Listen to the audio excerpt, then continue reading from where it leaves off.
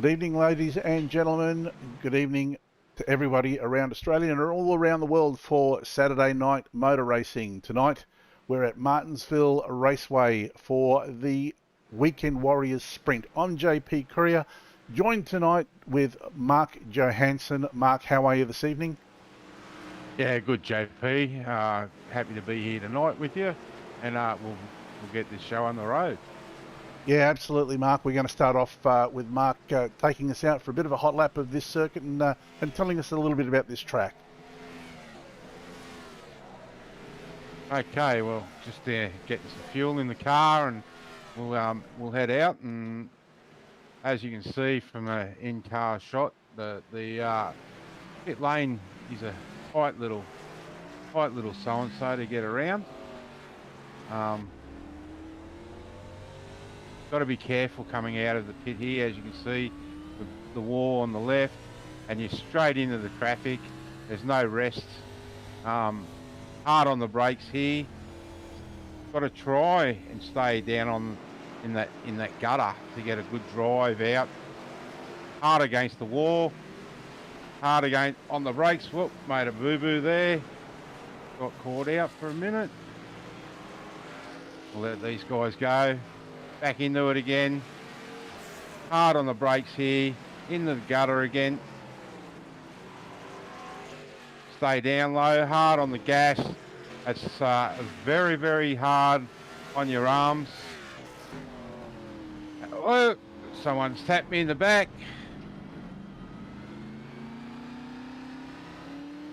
Wasn't very nice of them. No. I don't know if you can see it, JP. As we come into the turns, the surface actually changes here. Martinsville is very unique in the sense that it's the only track that has asphalt up and down the two straights, and then goes to cement in the corners. Did they do that for a particular reason, Mark, for added grip, or is it just the way that they built this track? No, well, the track's been open since 1955, I think it was, and it was dirt back then. And then they asphalted, and they found that when the newer era of the cars in the turns, it started to tear up the asphalt.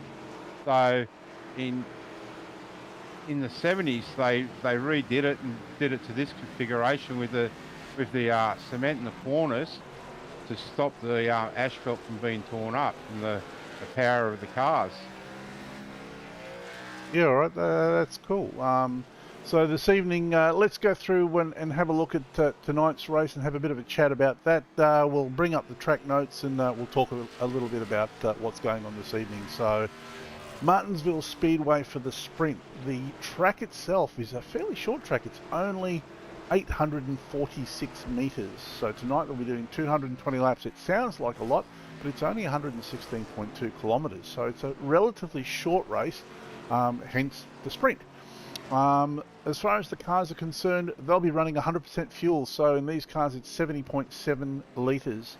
They'll be doing at least one pit stop for fuel. However, you were saying, Mark, this track is pretty harsh on the tyres, isn't it?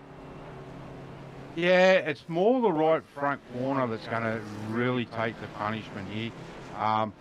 It just depends on which way you're going to drive it. So, yeah, it will be a hard one on tyres.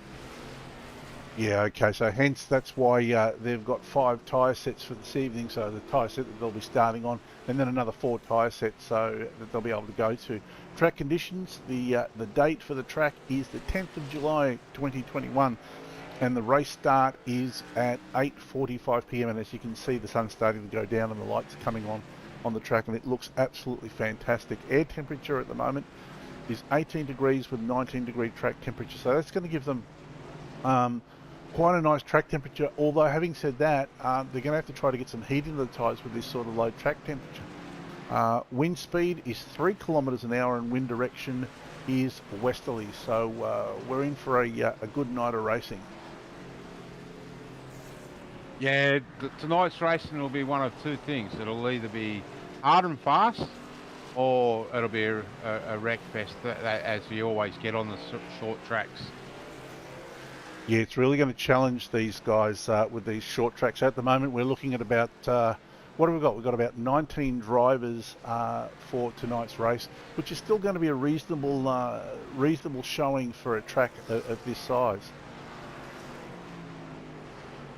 Yeah, it definitely will be. Just some footnotes, mate. If people would like to know, in the real world, who do you reckon's got the most wins here at Martinsville? I could probably tell you, but I'd be cheating because I'd be reading from the notes that you sent me earlier on today. Richard Petty holds the most wins here with 15 wins. So yeah, I'm not sure. The person I think you got to watch here is JCW. He's back with us, and of course our two Kiwi drivers, Ruben and Barry, and of course you can't count out our American driver David Duran or Derek. They'd both be hard to beat around here, I'd say. Yeah, 100%. There are going to be some fast drivers here tonight. JCW is always a danger man. He may not always qualify right up at the pointy end, but he certainly knows how to use tactics in a race like this. And while we're talking about that, we've got a few people joining us on our stream. AC Racing 44, good evening, mate. Hope you enjoyed tonight's stream. Along with everybody else watching us tonight, please say good day, say hello, let us know that you're out there.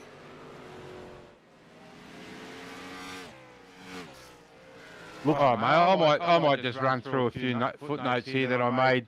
I've actually been to Martinsville, and it's a really tight little bull ring. As you said in the track notes, it's only very short. It's only 846 metres long. So guys will probably start getting lapped around lap 15 to 20, I'd say, the slower guys. So and with stock car racing, for those that don't really know, there's no real precedent for the slower guys to get out of the way of the faster guys, is there, Mark? No, you don't have to do anything. You're still racing. Everyone's racing each other, but we ask the guys to move a little bit high, sit on the high line if they can. Yeah, do the right thing, and there you go. There's a full shot of the track there. Just an absolutely beautiful layout. This track, really tight, really challenging, and it's what are you looking at here? About a 19-20 second lap. Yeah, our guys are be getting around here in about 19-second laps. The fastest lap in real life has been done by Joey Logano back in 2014, and it was an 18.8 second lap in real life. Holy smokes. And we've got Edward Foster on his first flyer. He's looking like he's got some purple sectors there, so he's going to set the fastest time. But Aidan Schultz is coming back at him really quickly here. Yeah, Edwards decided to have a run with us tonight. I can't count him out here either. He does like this track. Yeah, you can never count out Edward. He's always there with a bit of strategy, knows what he's doing.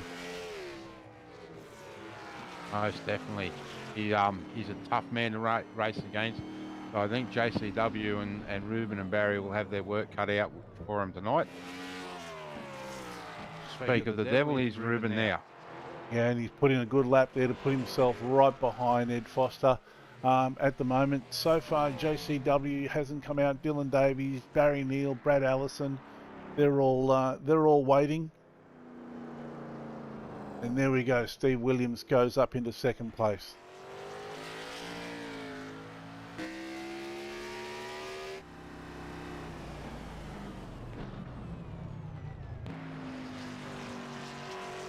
This is all too fast for me. I'm just gonna wait here and let them do their thing before we start going through the placings.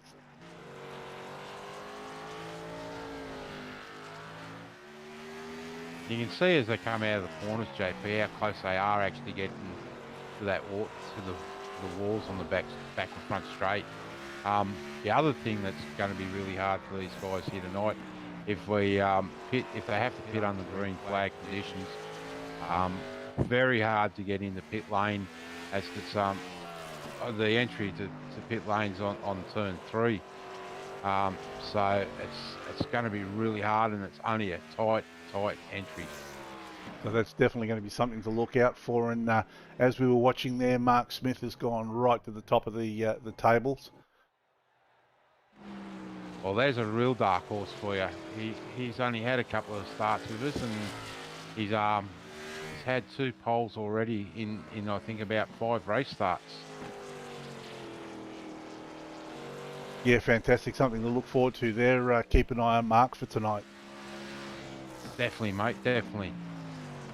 And there you go. Barry Neal has just gone and supplanted Mark and put himself to the top of the table. Darren McKenzie doesn't seem like he's really doing much at the minute. He's sitting there in 9th place, but we've seen Darren week in, week out. You know, he doesn't set the world on fire with qualifying, but he's always there or thereabouts at the end of the race. Yeah, that's right, JP. We've nicknamed him Mr. Consistent.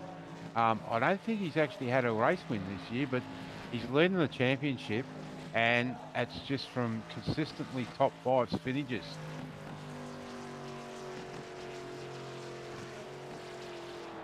So while we're on the qualifying, I'll just give some information out. Martinsville is unique in the sense that it is still the only track that was on the original NASCAR circuit way back in 1955 when NASCAR started. So there's not many tracks that can boast that.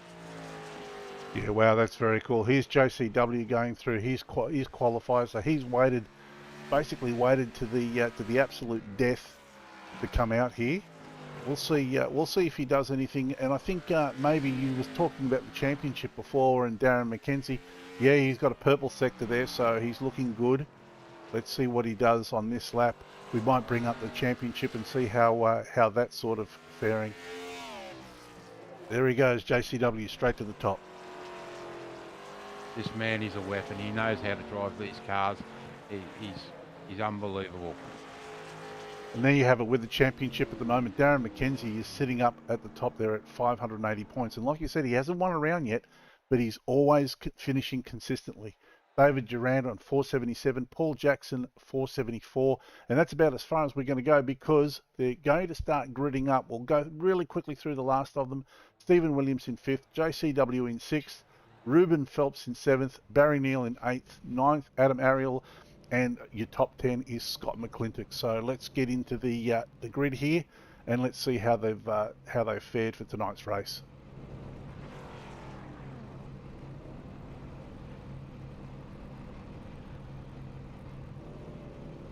Well, we got a Chev and a Toyota on the front row, an all Chev second row. There we go. So lining up on the first row, JCW in first position with Barry Neal right beside him. In the second row, Mark Smith with Ed Foster. Third row there is Paul Drady and Stephen Williams. On the fourth row, we've got Ruben Phelps and Billy Hickey. Aidan Schultz and Darren McKenzie line up on the fifth row. On the sixth row, you've got Tristan Koch there and Kobe Jordan. Seventh row, Paul Jackson and Derek Jacob. Eighth row is Dylan Davis, Scott McClintock. Ninth row, Adam Ariel and Brad Allison. And rounding out the field is Shane Newens. So we're now getting ready for the parade lap, and then it's going to be on. Is it one or two parade laps with the short track, Mark? Honestly, JP, I can't remember if I put it as a short one or a long one. Normally they do two in real life, but I'm just not 100% sure which way I said it. Well, we'll find out. Sorry about that. That's fine. Let's see how they line up now. So they're all sitting behind the safety car at the moment. Actually, it's the pace car in stock car racing. So here they go. What would be, as a driver yourself, what would be going through their mind at the moment? What do you think of when you're sort of behind the pace car, going through that parade lap, getting ready to start the race?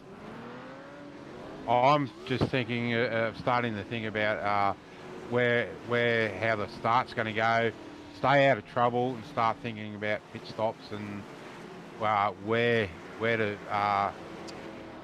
get out your first stop in.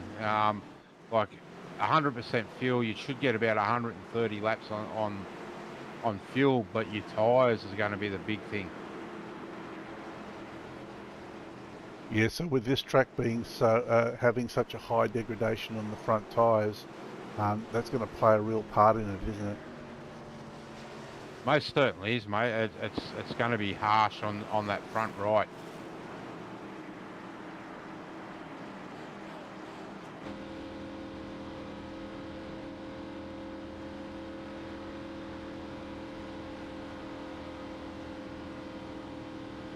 If you watch the pace car here, I don't know if you'll see him, but you can see the pit entry, and it is a very tight pit entry to get into. Yeah, it really looks like a tight entry. You'd have to be careful going into there. The pace car's pulled in, so they'll be going under green the next time around. Yep. I'd say JCW will jump out to the lead here. Oh, look at that! Barry's got a blinder. He's just gone.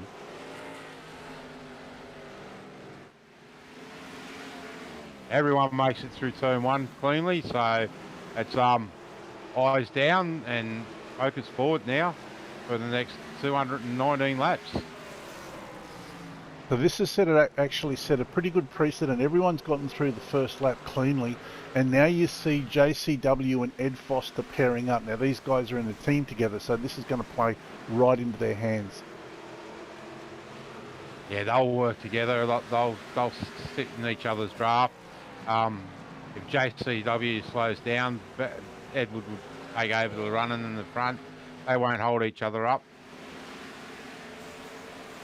I think it almost looks like Barry's game plan is to try to get a lead out on these guys, but it looks like it's hard going. He sort of pulls out a bit of a lead, and they catch back up to the end of him. Steve's making a move on the 7 car. He's got it done back in 4th and 5th. Yeah, very nice there.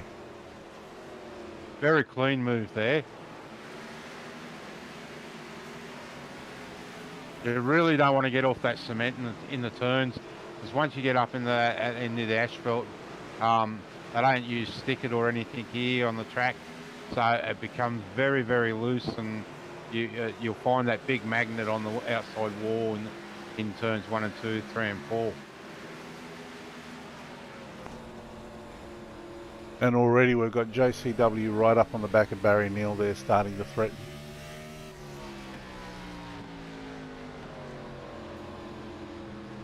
Oh, Barry just hasn't quite got it right yet. He's still just backing off a fraction too much, I think. But he'll be already in tyre save mode and trying to make his tyres last as long as he can. It almost seemed like he had a moment there before as well, and which allowed JCW to catch right up onto him and almost drive into the back of him. Yeah. Well, this place is unique, as you can see from the onboard shots. You've got 2 big long drag strips, and then 2 almost hairpin bends at either end of the drag strips. Yeah, so you'd be you're hard on the brake. Well, you're easy on the power coming out there, and then hard on the brakes going into the next corner, and then feather the throttle again, trying not to get any wheel spin. Yeah, there's a couple of ways you can back right off and just let it roll around. I had my foot just on the accelerator, but I was also dragging the brake around the corners. Oh, lock up there for Mark, and that doesn't help. That's not going to help his tyres. No, he's just sort of checked up there behind Steve Williams. As you see, JP, we're already up on the lap cars. Yeah, it doesn't take long, does it? And not here. And they're doing the right thing here, like you said. Oh, just had a little bit of contact there, staying up high and out of the way there to allow the other cars through.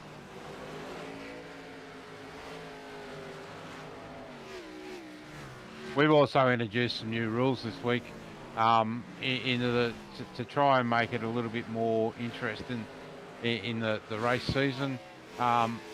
You now have to complete 50% of the race to be classified as a finisher. So, like most other motorsports, you have a percentage of the race that you have to get through.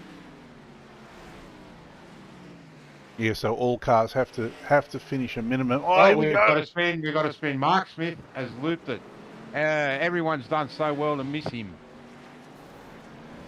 Yeah, let's have a look at that on the replay here. And there's some damage done to the front of that car.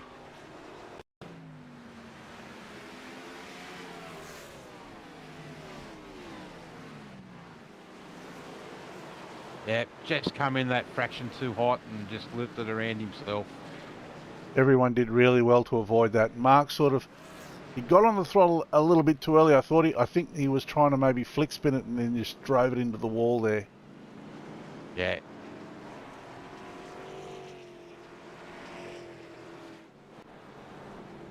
So at 11 laps here, actually 15 laps here, do you think anyone's going to be looking at going into the pits to do any tyre changes? No tyres, definitely not tyres this early. There's only 5 sets available tonight, so you really want to have a set up your sleeve if you get a late caution and have a fresh set for that dash into the green to the checker flag. Yeah, absolutely. Any sort of ideas as to how many laps you could probably get out of a set of tyres if you nurse them? I was doing some practice the other night. I got about 45 out of a set of tyres, but that was with about a second drop off on the lap time. So probably around 45, I'd say some guys will probably come in and take right side tyres. The left side's pretty good here. And changing the one set of tyres, does it affect the balance of the car a lot? Not a great deal. It does affect the balance for the first 5 or 6 laps until those right side come up to temp. But then it normals out again, and you can get back to good pace. So it's really about sort of maintaining your pace and driving around that until the tyres equalise. Yeah, that's exactly right. Like V8s, mate, you don't see a lot of guys do one side. It's normally, very rarely you see them take the one side. It's normally either the fronts or the rears. But here, because the right side's normally the working side, it's normally the right side that they take. Here we go. They're starting to form up again. So I would say probably the next lap is going to be the start. Safety car lights are out. Yeah, I don't think Barry will get the jump on JCW here. JCW is a great restarter. So, yeah, but I got proven wrong on the start. So who knows? Well, Barry's got control of the field, so he can pretty much go whenever he wants to. Yep, he can go anywhere as soon as the pace car leaves the track. He's done it again. He's got the jump on JCW. And heads up into second. I think JCW was caught snoozing there a little bit and he's gotten monstered by a couple of cars there. He's got Stephen Williams has gotten past him as well now, or he's getting past him. I think JCW will hang hard on the outside.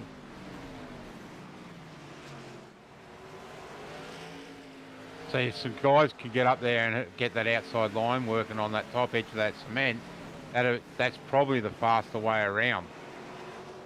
Yeah, as you can see, JCW just slots down in front of Steve Williams there. So job done, race on. Now Barry Neal's got to contend with Ed Foster. Yeah.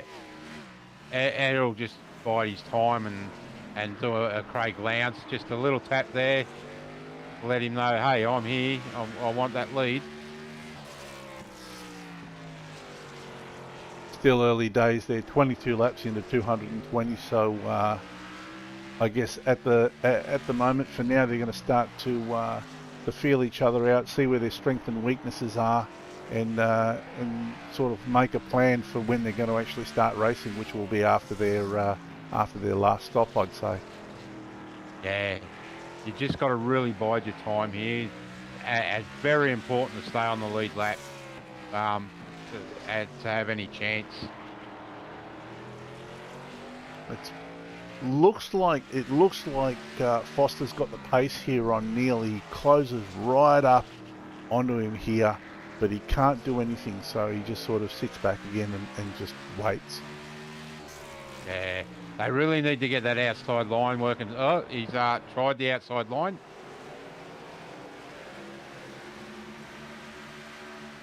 I think he's maybe waited. He's decided he's waited enough. Yeah, you see there, he just got that outside, those right side tyres above that cement, and just lost a little bit of pace.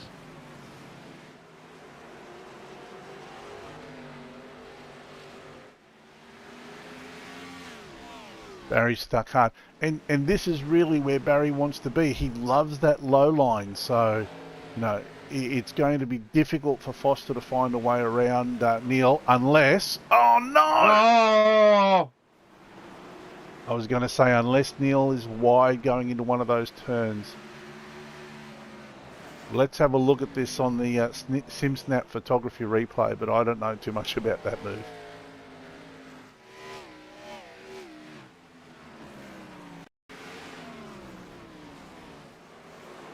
Well, that I don't know if Barry came down there or not.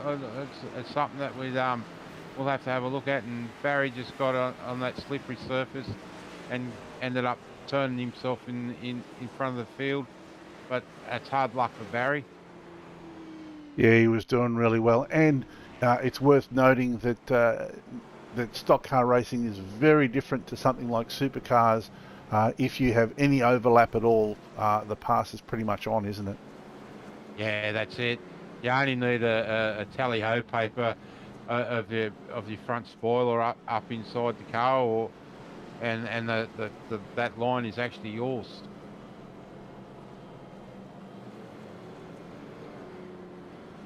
So right now, unfortunately for Barry Neal, Foster and JCW are, I guess, in the box seat, so to speak. They can now take control. They can now look at trying to take control of the race. Although JCW is going to need to slot in either behind Foster or in front of him at the start, but I'm sure they're going to orchestrate that really well. Yeah, they will. Well, there's some serious damage there with Ruben. I'd say he must have got caught up with Barry there. Yeah, there were a couple of cars that when Barry was sliding that unfortunately were just passengers and got caught up, and Ruben was one of them. Looks like Dylan's also come into the pits. I don't know if he'll take tyres or surely he's not going to take tyres this early. Doesn't look like he's got any damage, but he's got a little bit of front end damage, but he is taking tyres. Taking tyres, right hand side.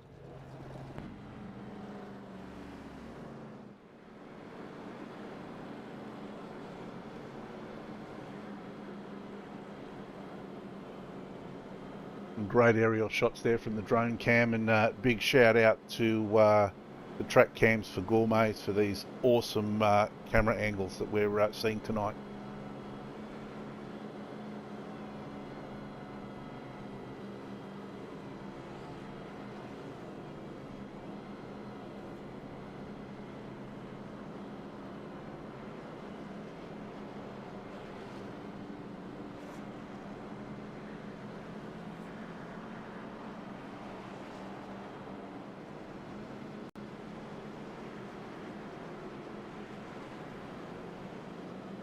Pace car lights are still on. There should be one more lap. They'll form up behind the pace car and then get ready to start racing again.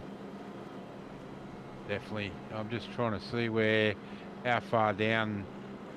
Barry's ended up going 4 laps down, so he's going to have a tough night. But in the short track, it's not impossible to get that back either. Yeah, it just needs a little bit of luck.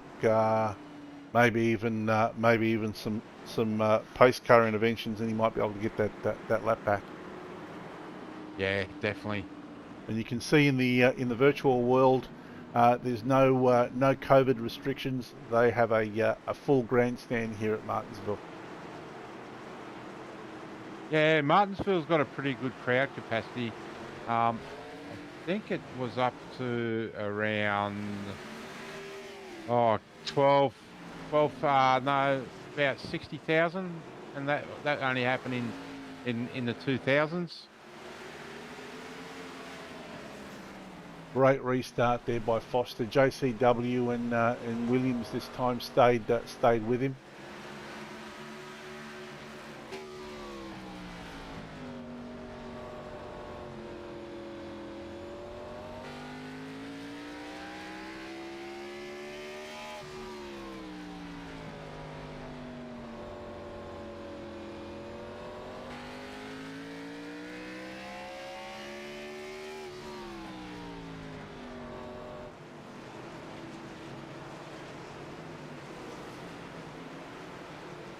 While all of this has been going on, let's have a look at a few movers and shakers here tonight. What do we got here? Look, we've got Aidan Schultz, Kobe Jordan, Paul Jackson. They've all come up 8 places. Brad Allison's actually come up, they've come up 5 places. Brad Allison's come up 8 places. He's probably the best beneficiary of tonight so far.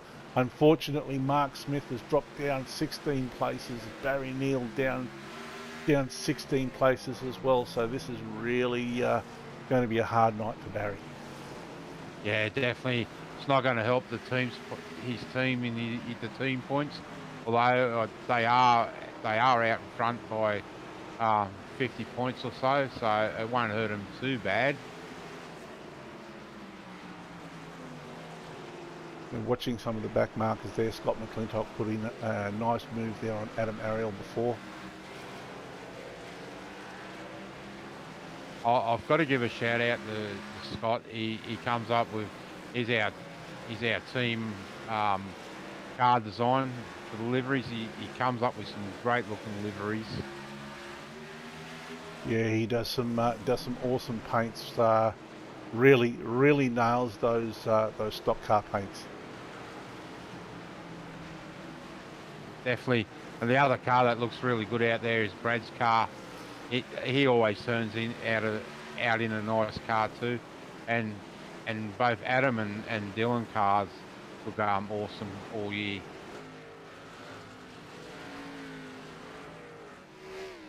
Yeah, Brad's got a nice looking car tonight.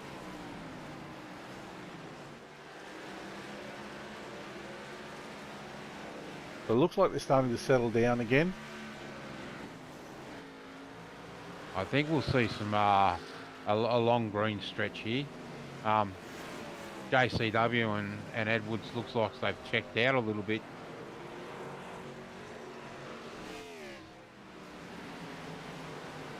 Yeah, they've put a bit of a gap on Williams, who has put an even bigger gap on Aidan Schultz. But it looks like we've had another incident here, something with Paul Drady. I'm not sure. He's dropping down, he's hit the wall. Let's go to the replay and see what's happened here. He's gone away, although that has called out the pace car again. Let's go to the simstat.com photography replay and see what this is all about.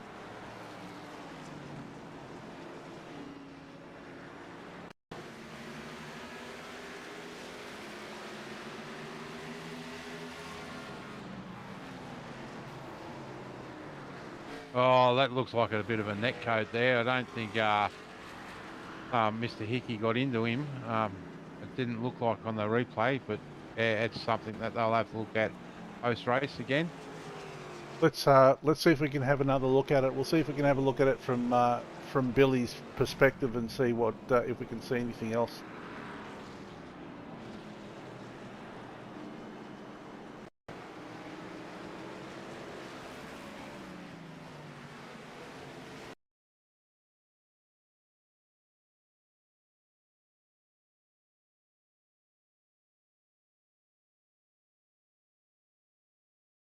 close, but yeah, there's no crease in the paintwork there, so I'm going to say that it's come down to a net code. So it's unfortunate with sim racing that it happens.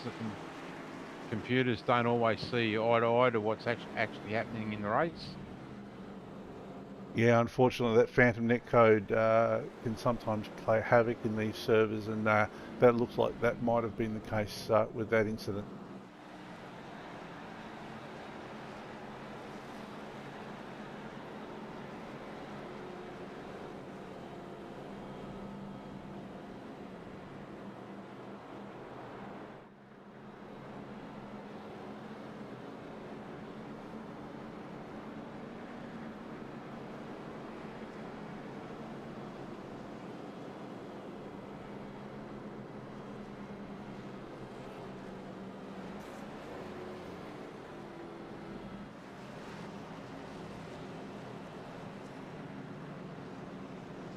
Looked like they were sort of getting ready to go for a long run there, but hopefully we'll see a long run out of them this time. Yeah, definitely.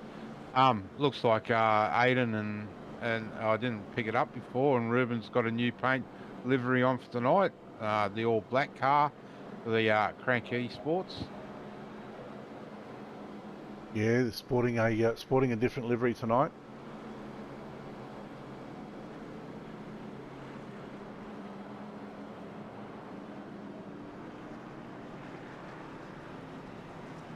So Stephen Williams has peeled off and gone into the pits. So at this stage, Paul Jackson, Dylan Davis, Stephen Williams took a pit stop that time around. So that's brought Aiden Schultz up behind JCW now. These three haven't pitted yet, so they're playing the long game with their tyres. Yeah. Do you know if the other guys took tyres? I didn't actually see it on the ticker. We're looking at here. I'm looking at the pit stop times here. It looked like Paul Davies was about 15 seconds, Dylan Davies 21, and Steve Williams about 15 seconds as well. Oh, look at that! JC got swamped there. Got absolutely muscled. Well, let's go back to that green flag start here, so we can see what happened.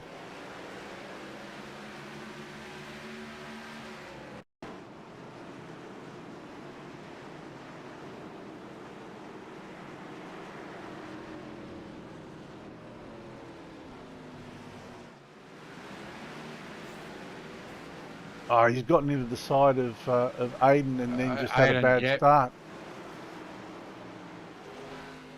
I'd say he just missed the start though. He's not his normal self tonight on the starts. He's normally pretty good. You think he might have missed a gear there for the start? He could have, but I'd say with the older tyres, he's just got some wheel spin. And look at this with the fresh rubber here. Although Stephen Williams has just gone wide, he was driving around the outside of everybody. Yeah.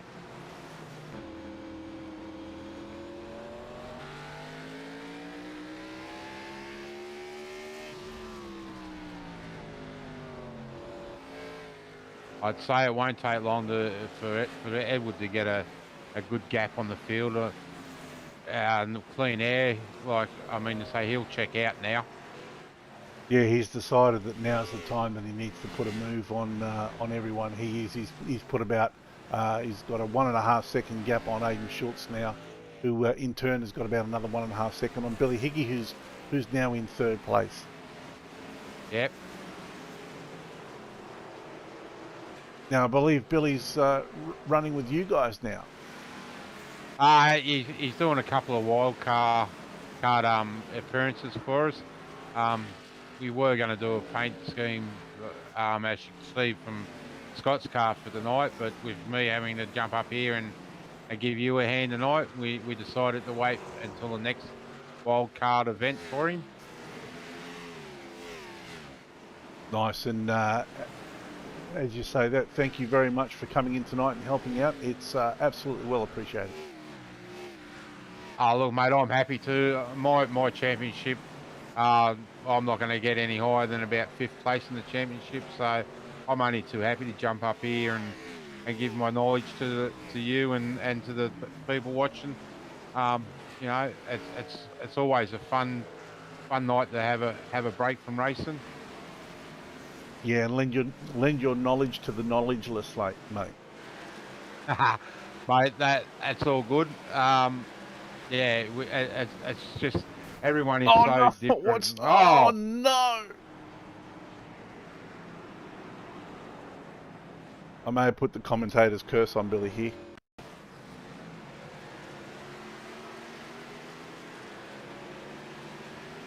JCW, oh, he's just looped it himself. Again, just trying to get that gas down, the gas pedal down, and get on it a bit too quick.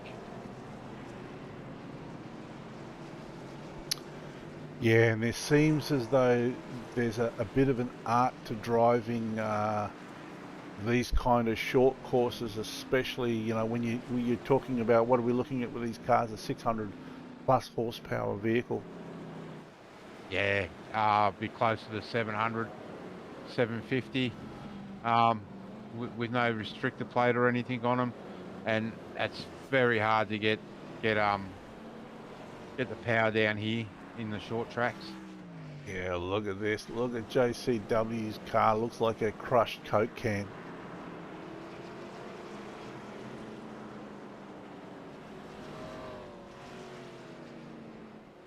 It's going to take a lot of repair.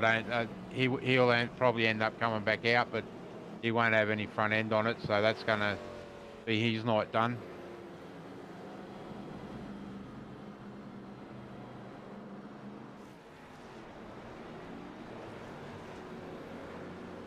And still, Ed Foster, Aidan Schultz haven't come in for to the pit, so they're not doing too badly. But you would think that soon they're going to start getting monstered by the cars behind them who have much fresher tyres.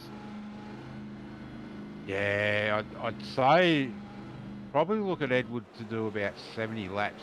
He knows how to look after. No, he knows how to drive these things, so he'll probably stretch it right out.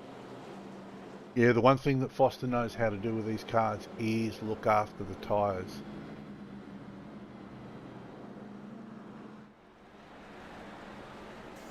The other thing in real life, mate, I've actually been to Martinsville, but I've never ever seen a car come away from here in real life without some type of panel work being needed by the end of the race. I've actually seen some racing from Martinsville, and it's usually pretty close stuff.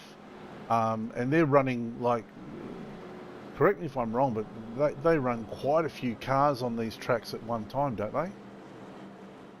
Yeah, there's normally a full field of 43 on here. So if you can take 43, they fill all the pit stalls. Yeah, that's for that makes for yeah, a busy track, especially one that's not even a kilometre long. Yeah, definitely. Watch for Edward to hold Aiden up high here on this restart.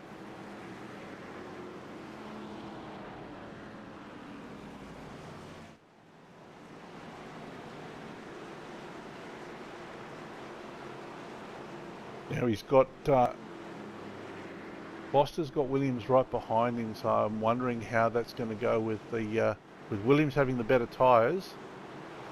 He's right up Foster's block hole, just waiting for him to go. And he's gone. Great restart there. Great start by both of them. Yeah, definitely good start by Edward.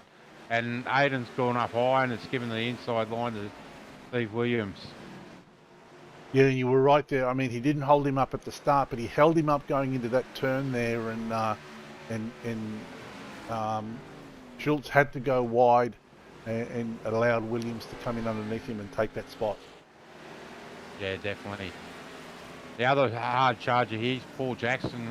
Haven't really said much about him in the first quarter of this race. He's another man that just bides his time and works his way through the field.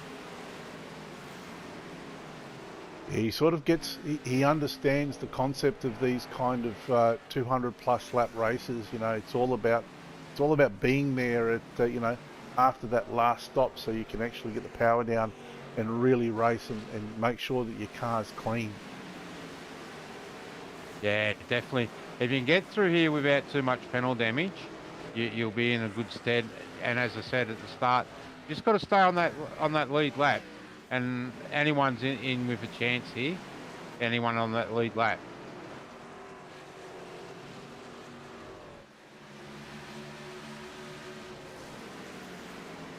They're off and running again. Looks like now they're sort of starting to settle into a bit of a groove.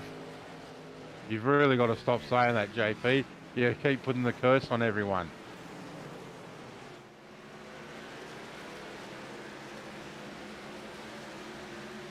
The other thing here too, JP, the banking on this track is only at 12 degrees, banking in the corner, so it's very flat. So it's really not giving them any more assistance with that flat banking.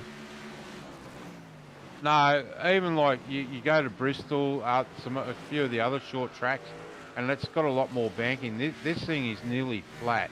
It's only just like a, well, some of the pipe work in your house is at only 12 degrees, so there's not a great deal there.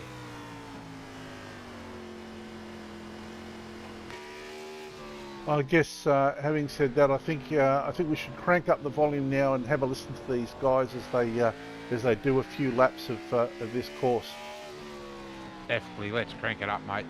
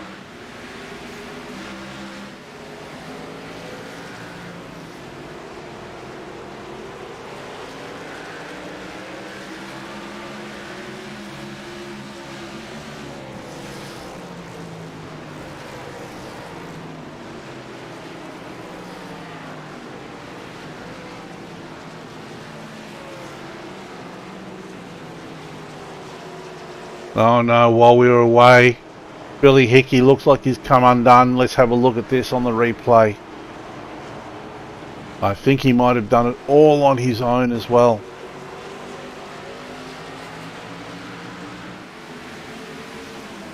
Just got a little wide, hit the wall. Great recovery there, but unfortunately that might be his race done. So we're back under pace car conditions.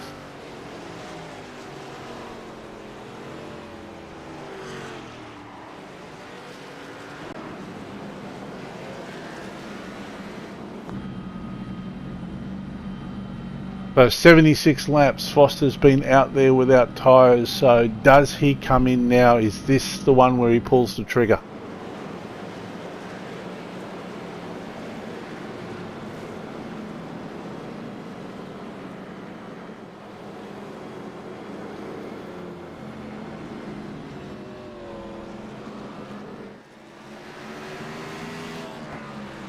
You've got to be thinking he's got to come in soon for tyres. I really don't know how he's keeping that right front under him. Yeah, he's done really well. Schultz has decided to pull the trigger. He's come in now for his first stop for tyres, and Foster is still staying out there. Well, at this stage, I figure if I was Foster, you're keeping Williams behind you, who has come in, who has got fresher tyres than you do, So while you're able to keep him at bay, why would you come in for tyres? Yeah, and true, and he's probably got another 70 laps on fuel. So, and these cautions will help stretch that fuel window out.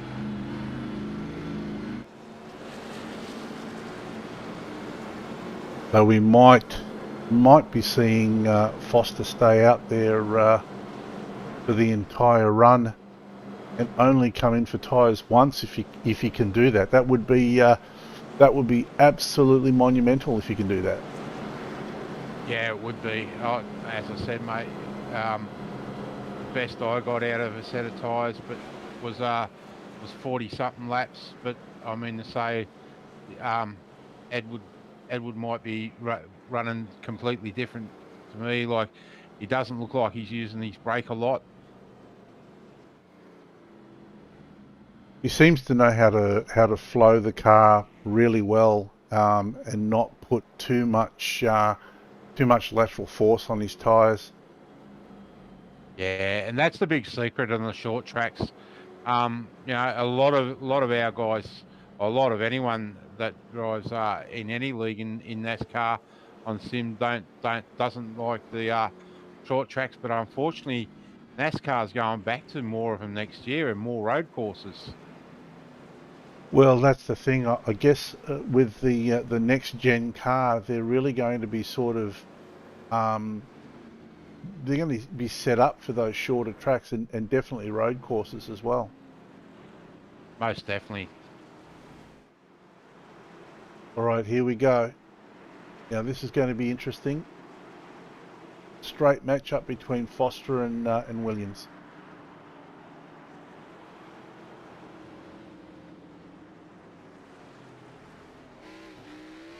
Edwards away. Actually, it looks like Paul Jackson's had a really great start. Oh, we've got another one around. Adam Ariel has looped it. Yeah, let's go to the replay here and have a look at what happened.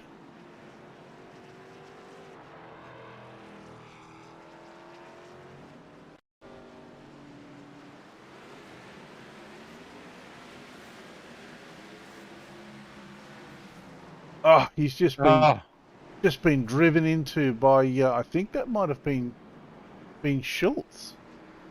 By the looks of it, may have got a bit of wheel spin, and Schultz just drove into the back of him, unfortunately. Yeah, hard luck for Adam Ariel there. He was keeping his nose clean, and yeah, so, and like most motorsport, mate, yellow cautions breed cautions. So, yeah. We'll go back to this replay because what we didn't see was Paul Jackson getting a blinder of a start here on the restart.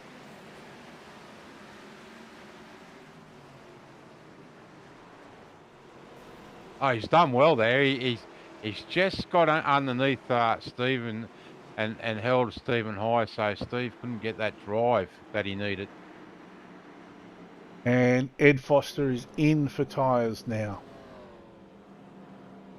I would say he's going to take fuel and tyres. Yeah, 100%. He's done exceptionally well there. 84 laps on the tyres that he's had. That's certainly going to put him in good stead.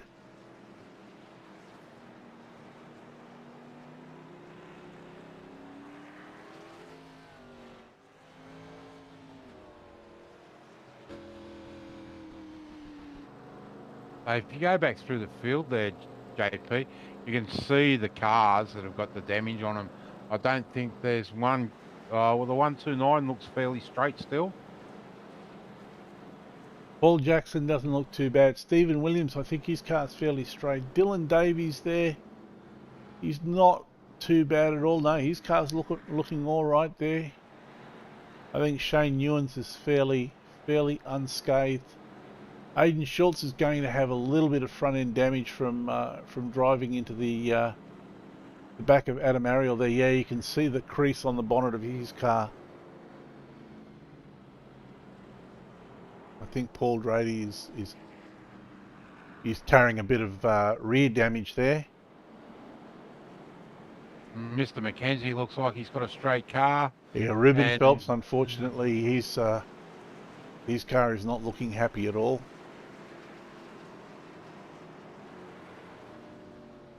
Mark Smith's car, he's carrying some damage. So quite a few cars, like you pointed out, quite a few cars are carrying some damage.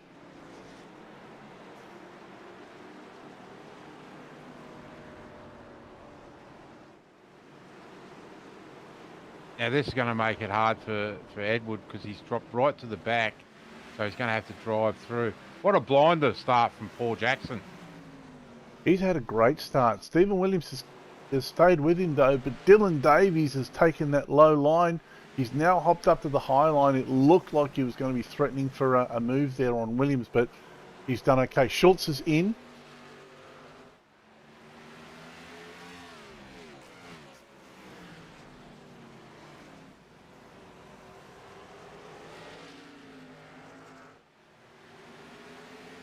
Now, I think you'll find that Paul will put his head down and he'll just concentrate. And I'd say he's going to have a good run here. now he's he last pitted on lap 28 for tyres.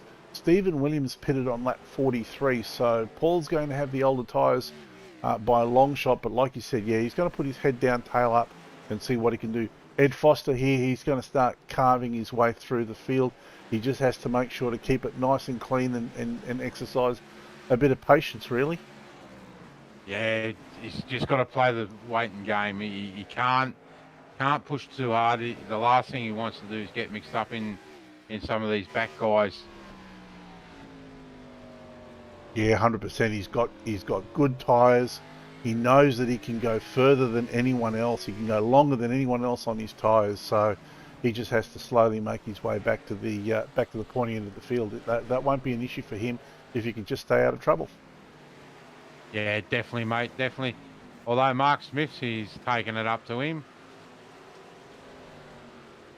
Mark Smith hit it on lap 78, so his tyres are fairly fresh as well. But yeah, he had a good look there on Foster.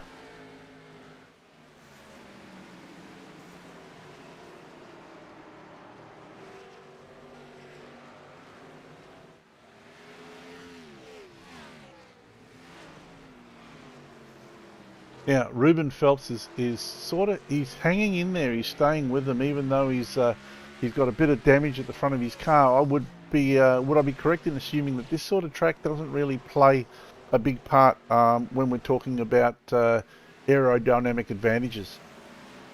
Nah, it may affect him a little bit down the straight, but there's no need for a big aero on the corners, as you said. As I said, it's only very slight banking, so it's not going to hurt with damage to the front. I guess as long as he's got no radiator damage or no engine damage, he'll be okay. Yeah, I say probably the radiators and these things sit a fair way back, so they can take a bit of a knock in the front. If you have a look at that, while we were talking about that, Phelps put a move on Davis, and right behind all of those guys is Foster. He's done well. What, 2 or 3 laps, 5 or 10 laps again. He's back up to the front, so he really knows how to drive. And we've got to move on. Whoa! Steve made a big lunge there at Paul. Yeah, that looked a little bit ambitious from where we were sitting. Yeah, you've really got to get up underneath that back wing of the car in front of you to make that type of move.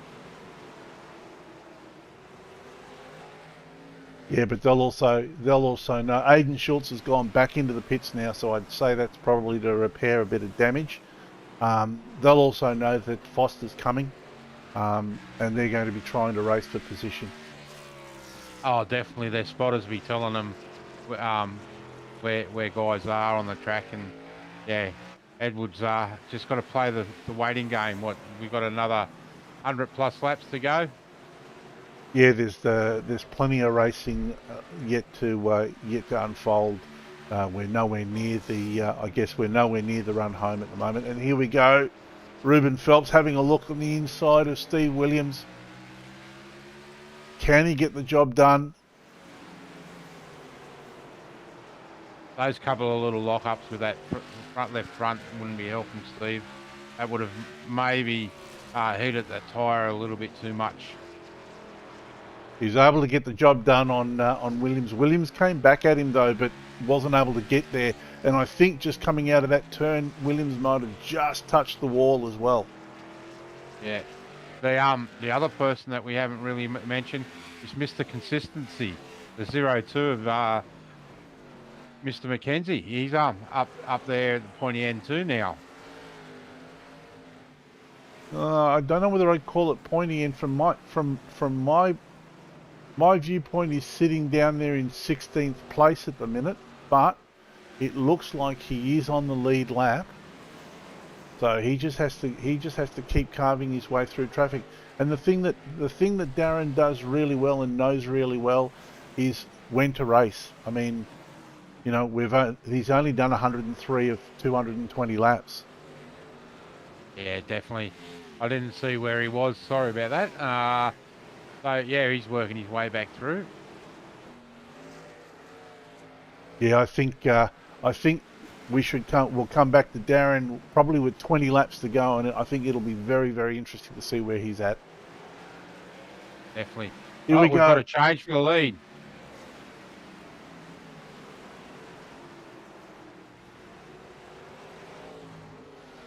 Let's have a look at that on the replay.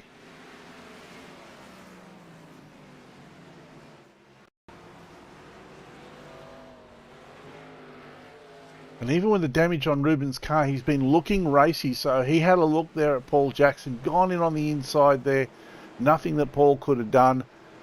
Easy move, and it's just about making sure that he could get around JCW there, and he just covered off Paul nicely. Yeah, definitely. He made that move before he got into the turn. So, and that's the secret with the short track racing. You've got to do that turn, make that dive into the turn before you get to the turn. So set yourself up to get underneath the car. And it looks like he's now taking advantage of the fact that he pitted on lap 77, and he's just starting to drive away from the rest of the field. Meanwhile, Foster is sitting in fifth there. I'm not sure whether he's just decided to sit there and wait, or whether he's got no answer for the guys in front of him. But while Ruben Phelps is bolting now, that's making it harder for Foster. Yeah, these things can be funny at times. I've noticed that you come in, you might be a car on rails in that first slot of tyres, then you go through that second stint with your tyres, and they don't seem to work as well as that first set, and then you'll come back in that last set of tyres you put on, you've got to train again, and it just sticks to the track and can drive around people. Oh no! And that brings out another caution. That was ambitious. Yeah. I mean, it looked to me like Williams had the job done, and Davis was going to try and just see if he could get a sneaky position there. But let's go to the replay and have a look at this. Ruben's in the pits also.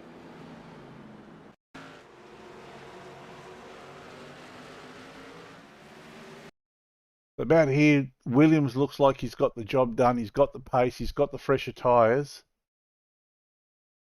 And I think Jackson sort of starts to come down to cover. Dylan Davies is actually far enough, but I think he's realised at this point that he's going to hit one of those cars' brakes, understeers, and unfortunately, Paul Jackson's the recipient of the knock-on. Yeah, just into that turn too hot. And really good situational awareness there by Jackson, just to hold the brakes and and just to stay there and make sure that he doesn't come down the track and take anyone else out.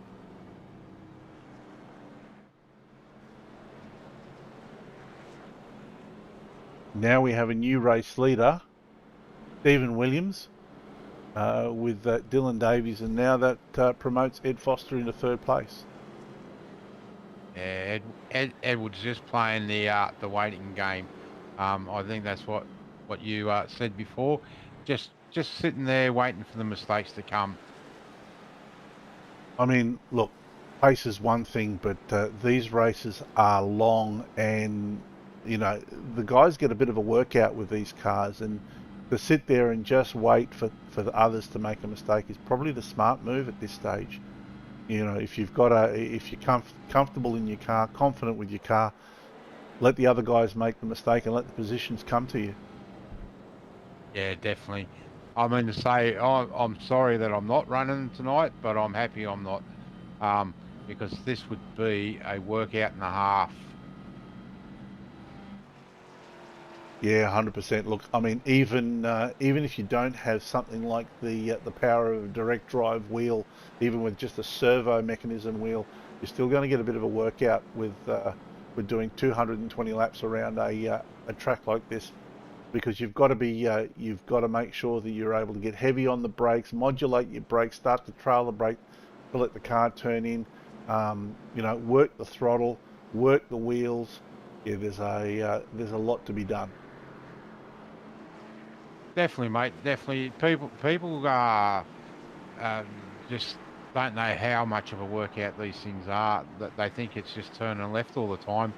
I've had some circuit guys saying, "Oh, all you're doing is turning left," but you've really got to be on the game, especially on these short tracks. As you said, you know, you've got so much to think about. Here we go, we're getting ready for the restart. And what we might do is after we get into the restart, we might jump into Steve Williams' car and get a cockpit view so we can actually see the sort of work that he's putting in, you know, on the wheel. Blinder of a start from Steve and Edward there. That was almost to be expected that Ed was going to get a good start there.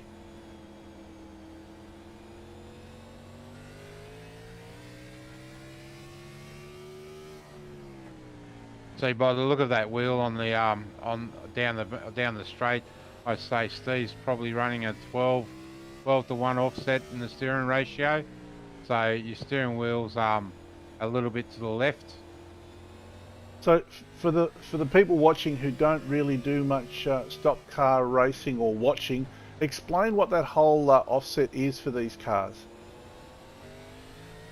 The higher the offset you've got, the easier it turns in. So you can see he's not putting he's probably just putting on just over a quarter of a turn onto the wheel to get into the corner. Where if you run it at 10 to 1, your steering wheel's very straight, and it tends to scruff the tyres a lot more on the steering. So by running that kind of offset, it's making it easier for him to turn in, but it's also scrubbing the tyres less, so he's probably getting a bit better tyre wear. Yeah, definitely, JP. Definitely. It just helps with turning in and makes it a lot easier, and you're not fighting the wheel as much. Okay, wonderful. And here we go. Ruben Phelps is all over the back of Foster's car now. Now Phelps was in, and looks like JCW might have come unstuck, but Phelps was in on lap 111, so he's going to have much better tyres than Foster. Definitely, I did hear a bang in the background, so I don't know if that was JCW's car motor expiring. Let's have a look here. Yeah, there you go. The motor's gone.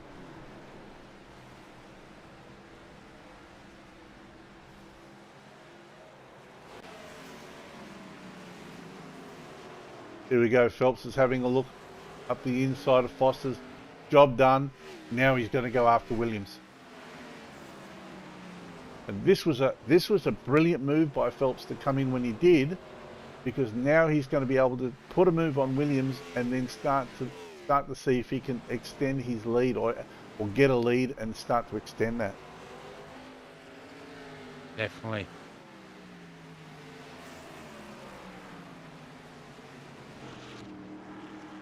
Oh, that's close. Williams is not going to give this up easily, though. No, definitely not. I mean to say he drove well at the Memorial Day Cup. If you remember, JP, he drove around and he just bit his time and came through and took the Memorial Cup. Yeah, he's a fierce competitor. He's a great driver with these. Bit of a mistake there by Phelps. He went the high line there, but he got wide, so that's allowed Foster to get back up on him as well.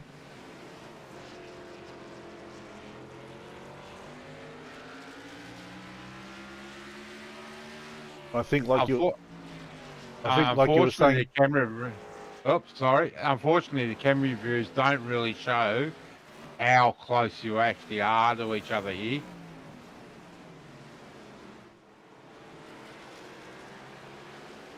When you're driving around in these things, and also in real life, it feels like and reach out the window or the opening in the door and touch the guy next to you.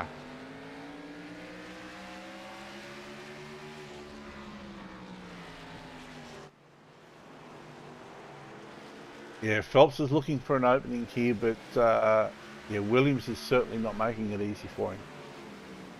No, definitely not. And all the while this is going on, there's lap traffic that they're coming up onto as well. Here we go. Phelps is up the inside. I think this is going to be the move that he's been looking to do. Job's done. Yeah, beautiful move. You can see there he's worked on him and it's taken him, what, 5 laps to get the pass done, but he's just made it. Now he's opened the door for the guys behind him.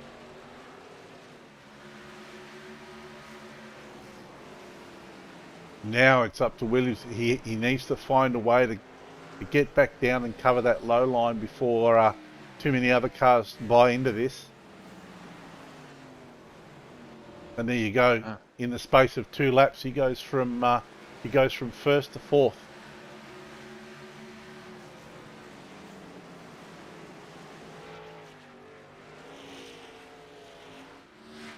Phelps is trying to check out here, but I'm pretty sure Foster knows this, and he's going to try and stay with him.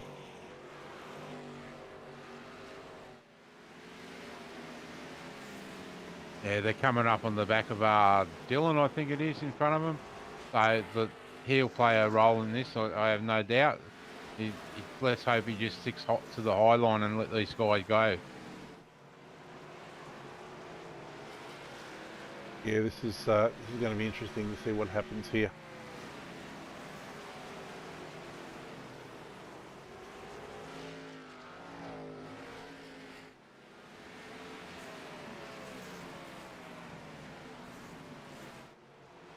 Sorry, it's Adam that he's coming up on. So here we go, 135 of 220, 85 laps to go. So it seems like they're starting to push the urgency button a little bit. Maybe they're going a little bit too soon, but I can see Phelps is trying to get that margin now, and he's got that margin out to just over a second on Foster.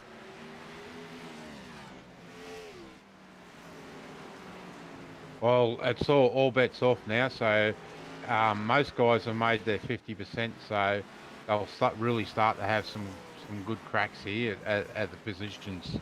But as you said, maybe a fraction too early. I can see where he's coming from though, because with Foster pitting on lap 83 and Phelps at lap 111, he's got better tyres. He needs to use that to his advantage at this stage. Having said that though, Foster knows how to nurse his tyres, and he would probably be allowing Phelps to get away from him, knowing that, okay, I'll let him burn up his tyres and then I'll just reel him back in again. Yeah, definitely. With Edward being able to run that such a long stint, you definitely would think that's what he's doing, just letting Ruben burn that right side tyres off. Um, so yeah, it's a waiting game. You've got to buy that ticket for that last 20 or 30 laps. Yeah, and that was going to be my next question. Failing pace cars or caution periods. When do you think that they're going to start to turn the wick up and really start to race? And I think that was your answer. That last 20 or 30 laps. Yeah, definitely. You don't want to push too hard before then, and I think that's what Edwards probably worked his strategy around. Is two long stints, and then he's got a good set of tyres to fight that last 15 to 20 laps. Oh, we're under caution again. Looks like we've had an incident here with Shane Newens. Let's go to the replay and see what this is all about.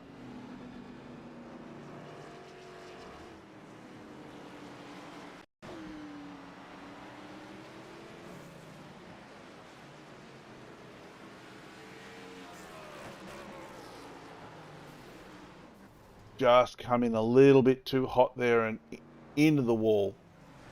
Yep, found that magnet.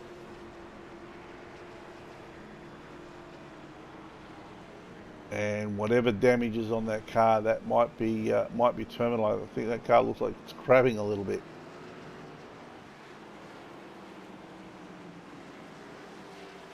Oh, both Edward and Ruben are in the pits here. Here we go. So we've got our first race off pit road, really. Yep. So normally the fill the cars and take four tyres. They're normally doing in about 13 seconds. So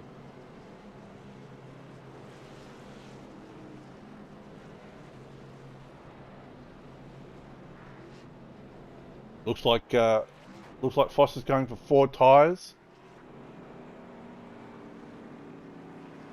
He's come out right behind Phelps. I don't know if Phelps went for four tyres or only two.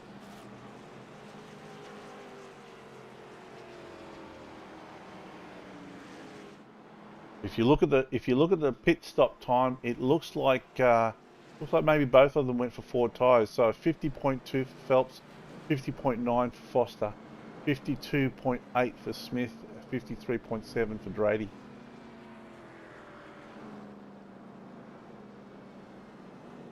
I'd say some of those guys would stop and get a few quick repairs too, some panel straightening and different things.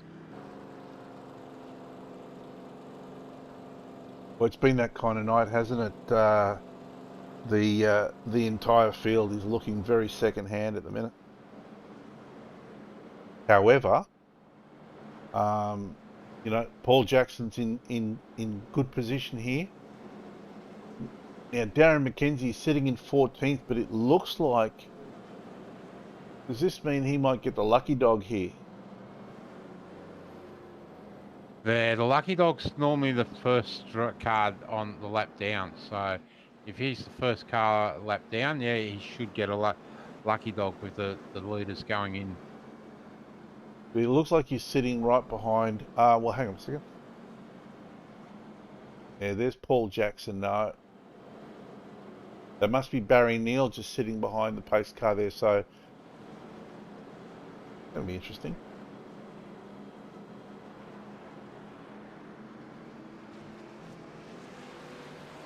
So Barry Neal gets the wave around. Darren McKenzie follows him around as well. And that brings Paul Jackson up to the safety car, and they start to form up. With Kobe Jordan in second place. Now, we haven't heard much of Kobe tonight. He's just been quietly doing his thing. He's come up 10 places, and now he's sitting in second. Ruben Phelps in third, Ed Foster in fourth. Yeah, Kobe's one of our rookies this year, and his driving's improved every time he's come out on the track. Great restart there by Jackson. Got a little taily though on the restart, but managed to keep it together. if Paul can stick to that low line, he's going to make the job very hard for both Ruben and Edward to get around him.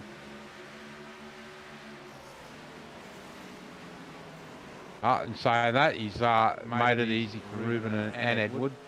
He's gone very wide there, but do you think that maybe he realised that racing them might have been an exercise in futility, given that they just come in for tyres and he pitted on lap 111? Yeah, I think so. Right about this time, some people will be saying, damn, I should have followed them into the pits for tyres. Yeah, really. I mean, looking at Paul Jackson, he's only had 2 stops. Ruben Phelps has had 6, so I don't really know where he is tyre-wise. Ed Foster 2 stops, Mark Smith 4 stops. So some of these guys could have afforded to follow them in for tyres. Yeah, definitely.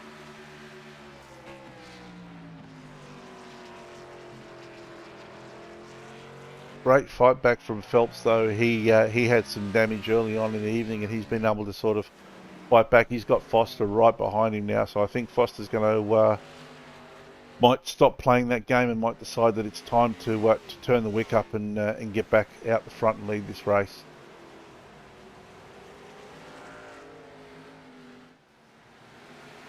For 70 laps, just under 70 laps to go, I think Edward will make his move very, very soon. The other person that's done really well is Mark to come back up in the third. Mark's done exceptionally well. Last lap there too was his fastest lap of the race, was the fastest lap of the race for the field too. That's unbelievable on lap 152.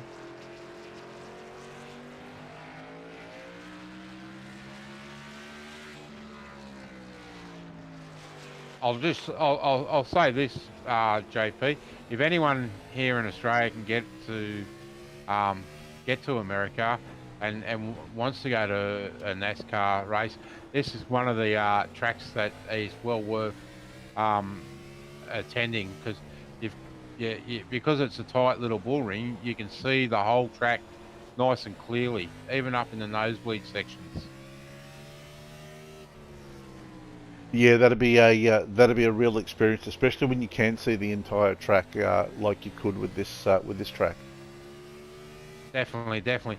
And if you're staying in Martinsville on the way back in, everyone do yourselves a favour and go to Captain Tom's Seafood, and you've got to have their battered catfish.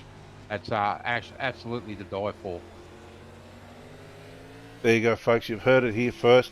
Captain Tom's Seafood going into Martinsville for the battered catfish.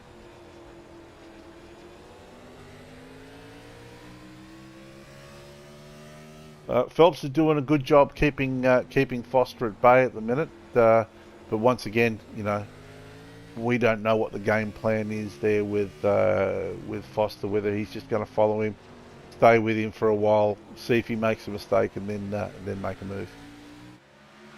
And don't be surprised if you start seeing a couple of little love taps from Edward, and Mark's actually closed right up on the back of Edward too.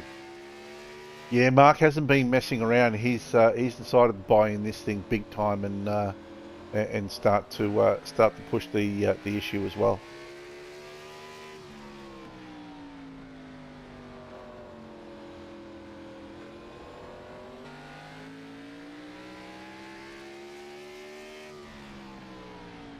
Although both Ruben and Edward seem to have the marks measured down the straights, it closes up a little bit, but yeah, they're starting to pull away from him again now. It's almost like he's testing the waters. He sort of makes a move, gets up right behind them, follows them for a couple of laps, and then he sort of falls back and waits, and then he comes back at them.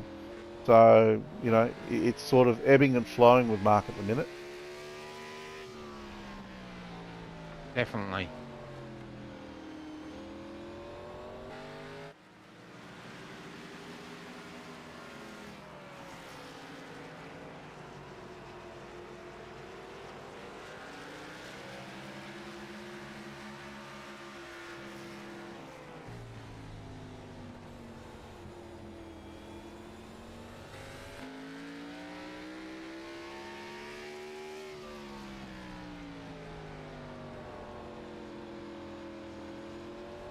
and you can basically see there from the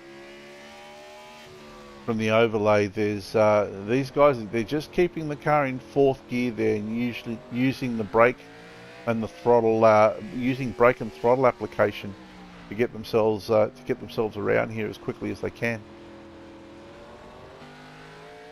Yeah, you don't, on these short tracks, you don't want to go down a gear. There's probably one or two that you can do it, but here you really, it's, as you said earlier, it's all about the flow. You've got to keep the flow and the cars moving, and you'd be just trailing the brake, hard on the gas again there. You pick your signs, like your signage where you aim for and coming out of the corners and different things like that. Yeah, the secret's all about really making the car flow as much as you can, and maintaining, I guess, maintaining that mid-corner speed. Yeah, definitely. I'm going to make a suggestion. If we go to someone's right front suspension camera, JP, and just let people see how close some of these guys are getting to those outside walls.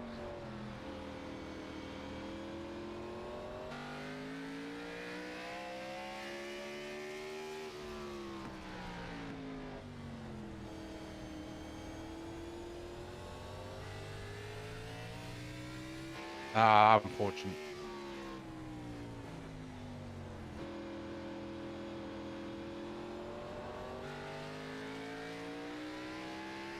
You just seen Dylan there looking out the back of Scott's car, trying to get up on the ripple strip. You definitely don't want to do that because it can have the adverse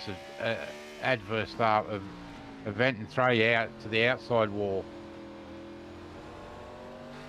Yeah, will it like spit you out, or can your inside front tire hook up on there and then just rotate the car?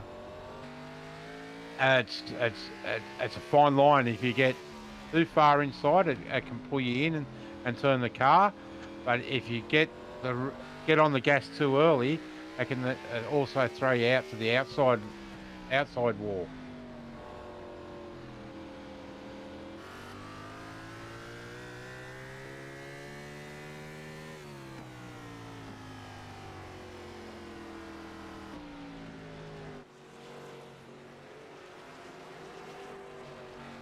Back to the front here with Phelps, Foster, and Smith, and it looks like Foster's starting to make a move on Phelps. He's as close as he's ever been. Actually, the closest he's been all night to the back of Phelps's car.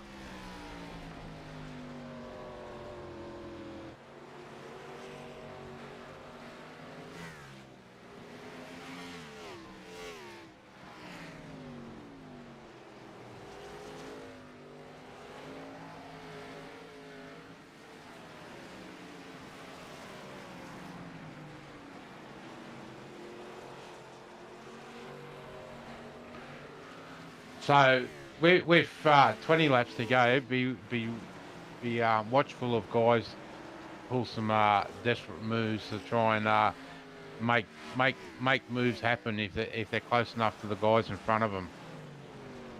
This is an interesting one, Mark. If this was to stay green and you had that 20 or 30 laps to go, would you roll the dice, pit, and take that fresh set of tyres and then get out there? I'd probably, if you're going to do that, I'd probably be looking at in the next 10 laps to do that. So you've got a good set that last 20 laps. You're on warm tyres, but they're not haven't got a lot of laps on them. So you think maybe you'd be looking at maybe lap 180 or something like that. You might come in and change your tyres up, and then if there's a caution period, definitely come in and then put some fresh rubber. Oh, definitely. Anywhere from lap 180 onwards, if there's a caution, I'd say the entire field will come into the pits, or the top 10 will come into the pits and take tyres.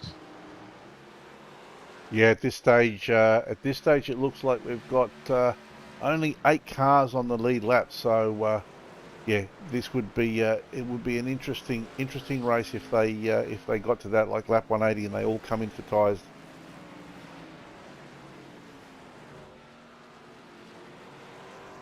I'm actually impressed in that. I actually thought with Edward and JCW, I thought they'd probably be lapped up have up to laps car 5.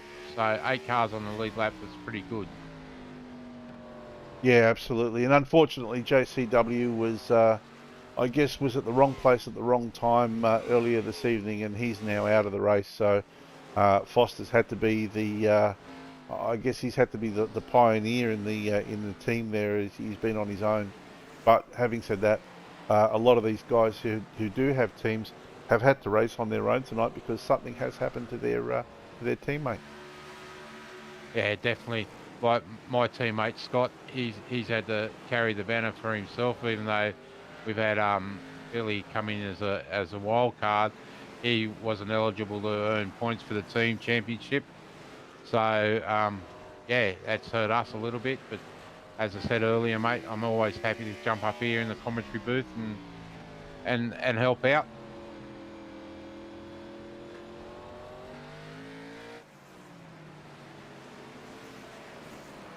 And once again, Phelps is he's trying to turn that wick up, trying to see if he can get himself a little buffer between himself and Foster, but it's not seeming to work for him.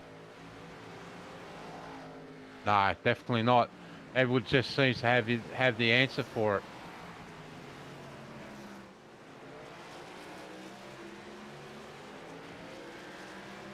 Yeah, and right now, I mean, it's a legit race between these two cars. They both pitted at the same time. Lap 142 for tyres. Darren McKenzie's in for tyres. This is actually going to be Darren's worst round tonight. Definitely, but I think Darren may have an engine issue there because he was blowing a lot of smoke as he's coming down. Let's have a look at this. His car's definitely not looking good, but he doesn't seem to be blowing any smoke at the minute. Although he does seem to be struggling to get to his pit bay. That's a lot slower than 35 mile an hour or 56 k's.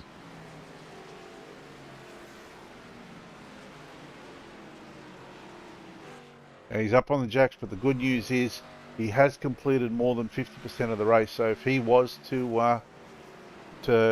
not be able to finish the last laps, he would get points for tonight. Definitely would, definitely. And that's why we call him Mr. Consistent. As I said, he hasn't won a race on a Saturday night, but he's had so many top 10 finishes, and that all counts.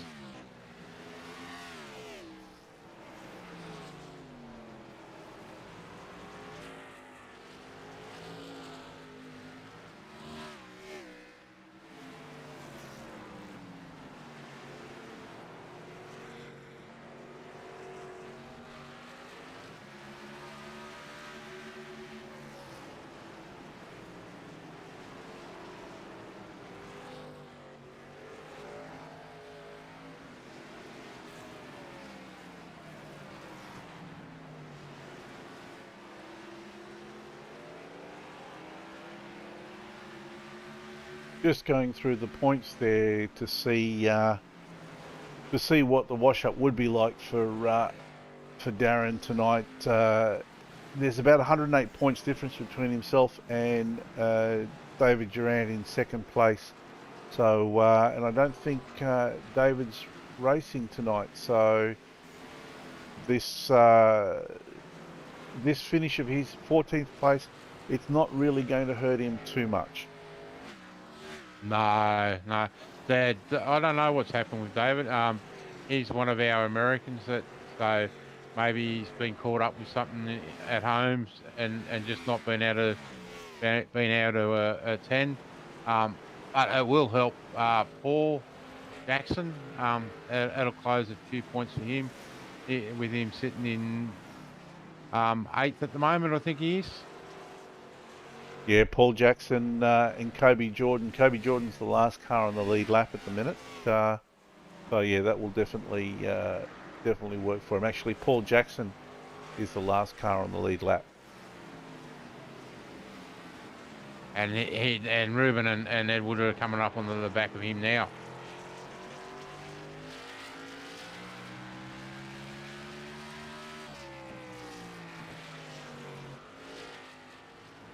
Now this is going to be interesting. Paul's obviously going to step aside and let these guys go. But we're now lap 194 of 220, so it is really going to start to be on. Definitely, and as you said, Paul stepped aside. Christian should also step aside here. Yep, both these guys have done the right thing.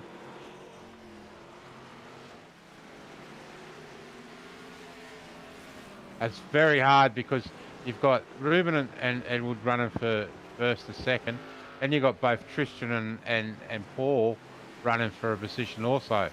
So neither of them two want to give up a position, although Paul's got the move done on Tristan now. Yeah, 100%. You know, when you're racing for position, looks like we've had an issue here with Paul Drady. Just give me a second here. Let's see if I can find out what's happening. No, my sheet told me that Paul had crashed, but obviously not. He's still going nice and strong. There was a car under the inside fence there in the main straight, but it looks like he's been able to keep it going. So no caution.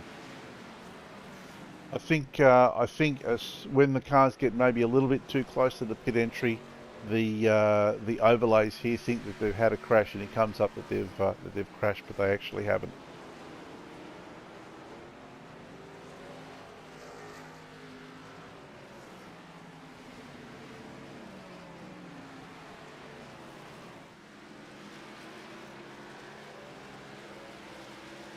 So at this stage, Ruben Phelps over Ed Foster, Mark Smith in fourth, Mark Smith in third, Stephen Williams in fourth, Scott McClintock, he's up 11 places, so he's the big mover and shaker for tonight in fifth place, with Paul Drady, who's just gone down a lap, in sixth.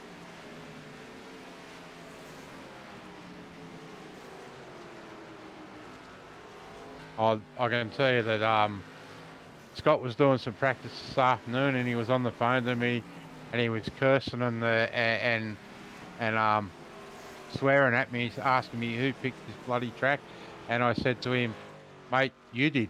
I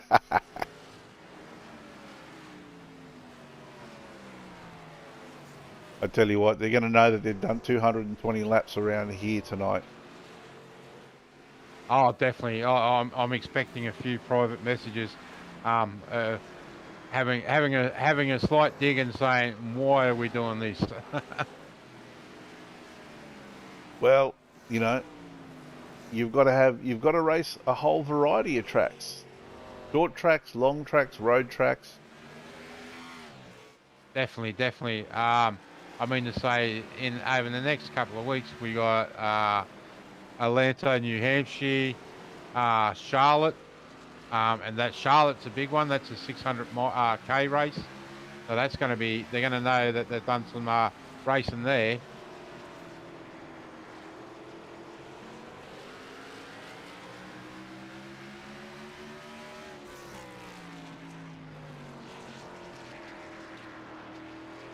Okay, it's starting to things are starting to get decidedly more intentional now. I think they're both starting to turn the wick up. Neither of them want to blink. Neither of them want to go into the pits. I think if this stays green, they're going to stay out for the duration. I think so. I don't think we'll see anyone. I may see a few more green flag pit stops, but I don't think these two will come in unless they have to. At this stage, Mark Smith is roughly 10 seconds behind Ruben Phelps, but he has to contend with Stephen Williams coming right up onto him now as well.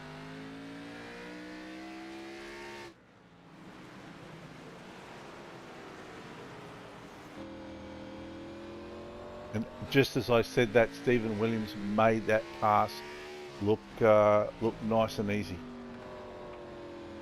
Yeah, very, very well done. Stephen's just stayed out of trouble. He's realised that he hasn't had the pace to go with Ruben and Edwards. So, yeah, he's decided to consolidate in the minor placings. And you see he's come from way back there, and he's had a great run. Big Smith has just gone wide there and opened the door and said, okay, won't even bother fighting.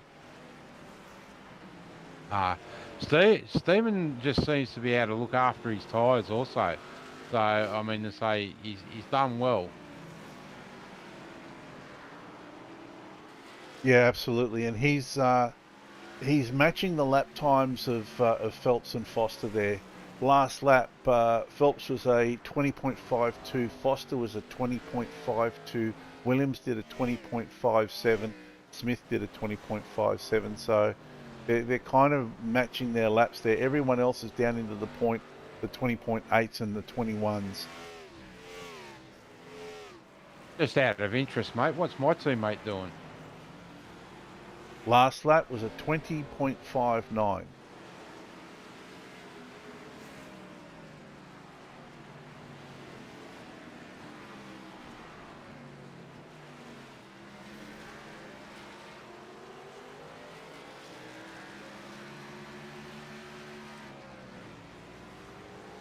Now this is interesting because Smith is now coming back onto the back of Williams. 7 laps to go. It'll be interesting. I think Ruben knows what he needs to do. He's going to try to keep Foster behind him. Try to do everything he can to keep Foster behind him. Foster is going to be looking for any mistake that Phelps does, and he's going to try and capitalise on that. Edward just doesn't seem to have that little bit of extra, which is surprising. I thought he would have.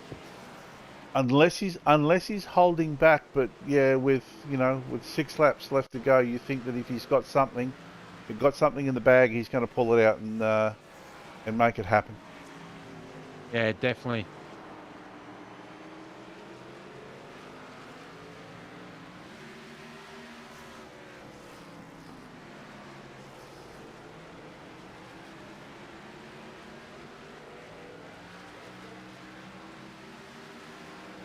He's ranging up onto the back of Phelps.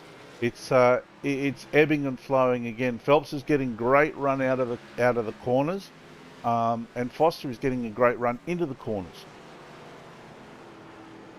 I just don't think we've 4 laps now to go. I hope I don't put the mocker on him, but I think it's Ruben's race. Yeah, and look, Foster's too smart a racer to go and to do anything silly sitting in second. If he thought that he had the pace and he could make a move, he would have certainly done it by now. Yeah, definitely. Right now, I think for both of these guys, it's about bringing it home. Definitely, mate, definitely. Look, everyone's done so well tonight. We haven't had that many cautions. I thought we would have a lot more, but yeah, with 2 laps to go, it's yeah. Now look, I mean, this is a tight track, a real short track. All these cars on there. Everyone's done a great job tonight. Fantastic racing by everybody.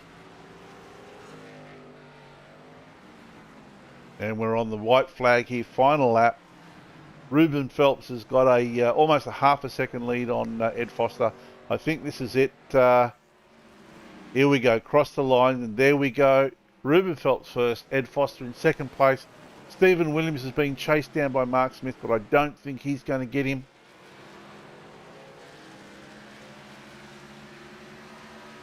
There we go, 3rd and 4th across the line. The Scott McClintock finishing in the top 5. Fantastic job, guys. Well done.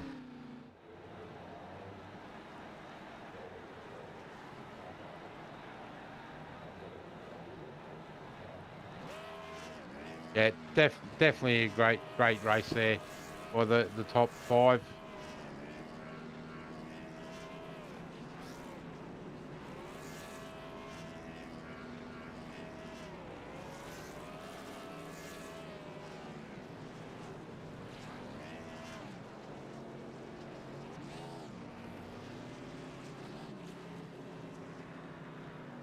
Ah, you can do it.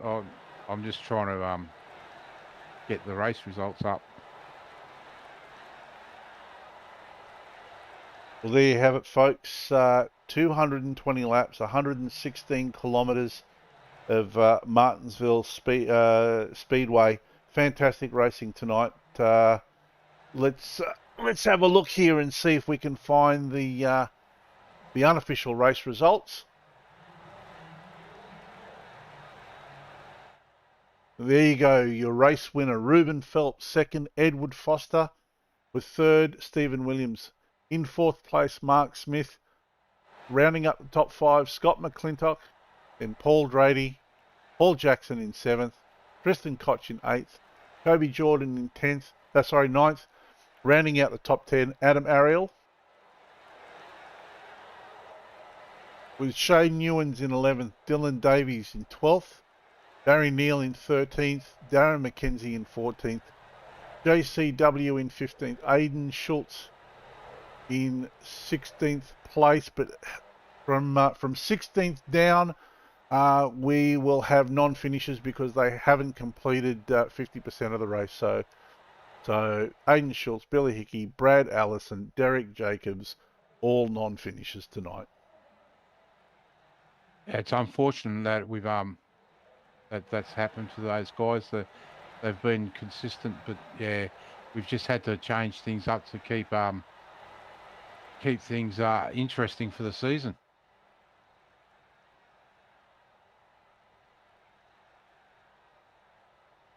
Yeah, absolutely. Look, you know, in real racing, real life racing, there's usually a limit. I know in supercars it's 75%. I think you're actually telling me that in stock cars it is actually 50%. Yeah, a lot of it is. Yeah, we just got to keep things moving. Okay, so we're joined by the top 3 here in broadcast. And, well done, gentlemen.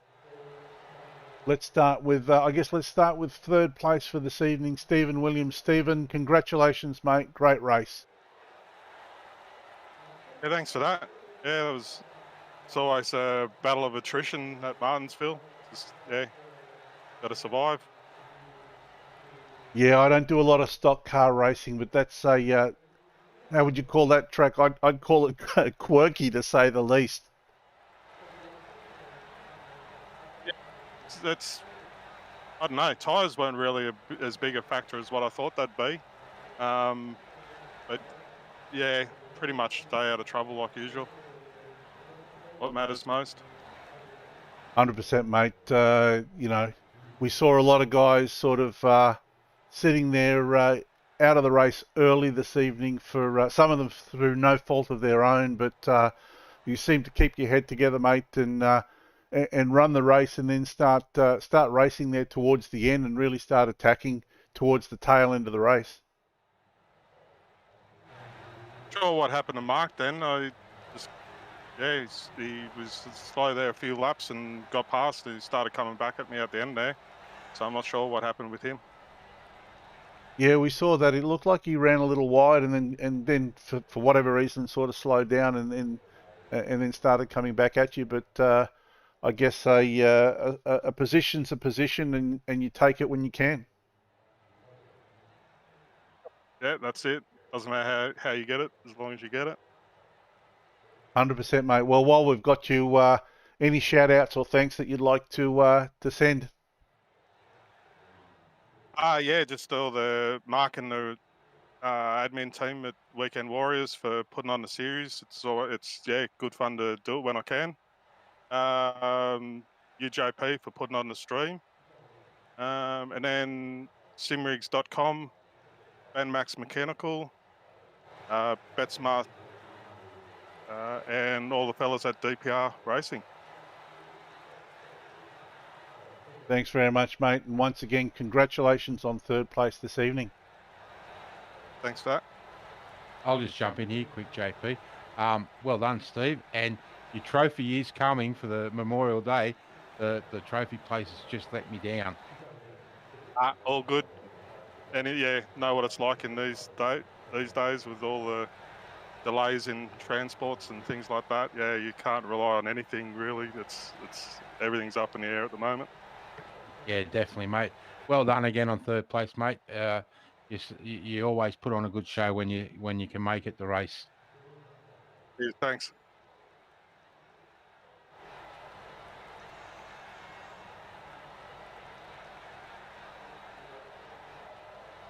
All right, let's move on to third place here. Ed Foster. Ed, congratulations. Sorry, second place.